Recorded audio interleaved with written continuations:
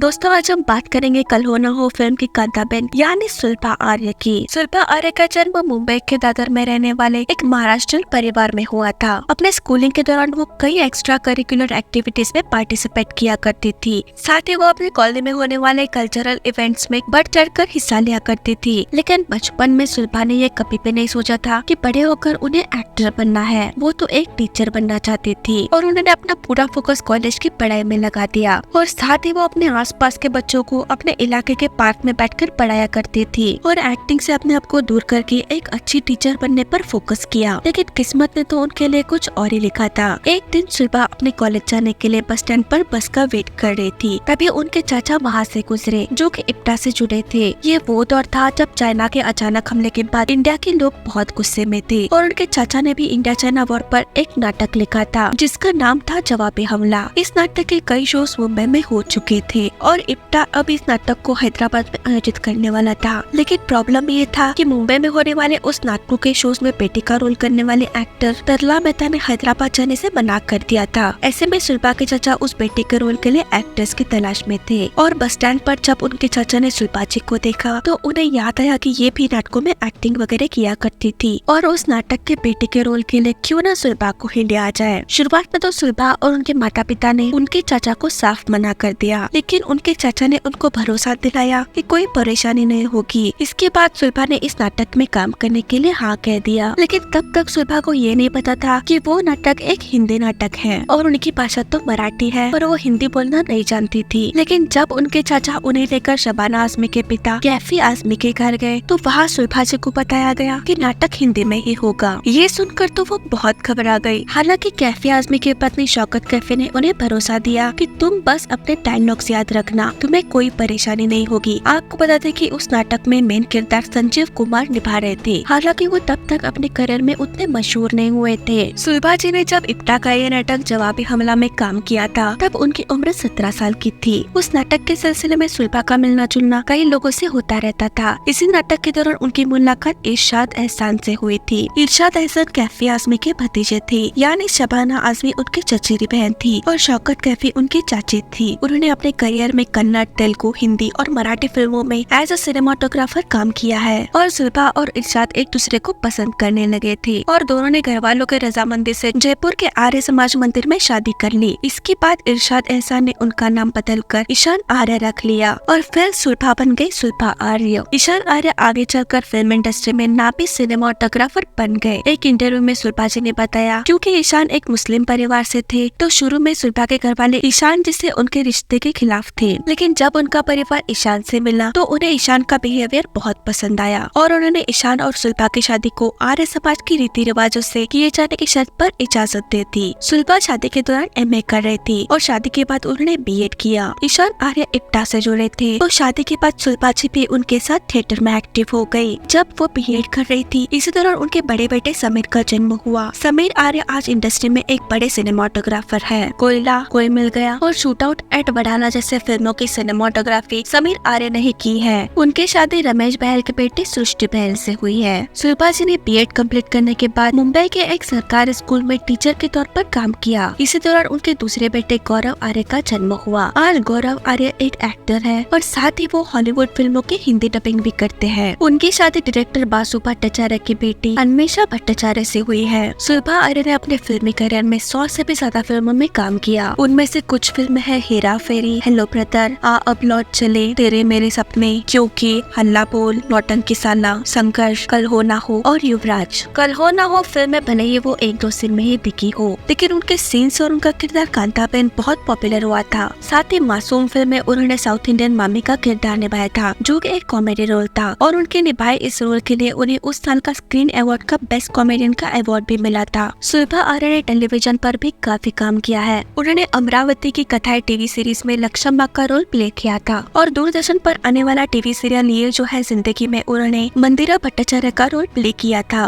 और इसके अलावा भी उन्होंने कई टीवी सीरियल्स में काम किया है जैसे कि ससुराल गेंदा फूल, यस बॉस, बेगूसराय, इशारों इशारों में जैसे कई नाम शामिल है। शिल्पा जी पिछले 5 दशकों से इंडस्ट्री में एक्टिव है और अपने शानदार एक्टिंग के जरिए अपनी पहचान बनाई है। तो दोस्तों आपको शिल्पा आर्य का निभाया हुआ कौन सा किरदार बहुत पसंद आता है हमें कमेंट सेक्शन में जरूर बताना और वीडियो को लाइक और चैनल को सब्सक्राइब जरूर करना।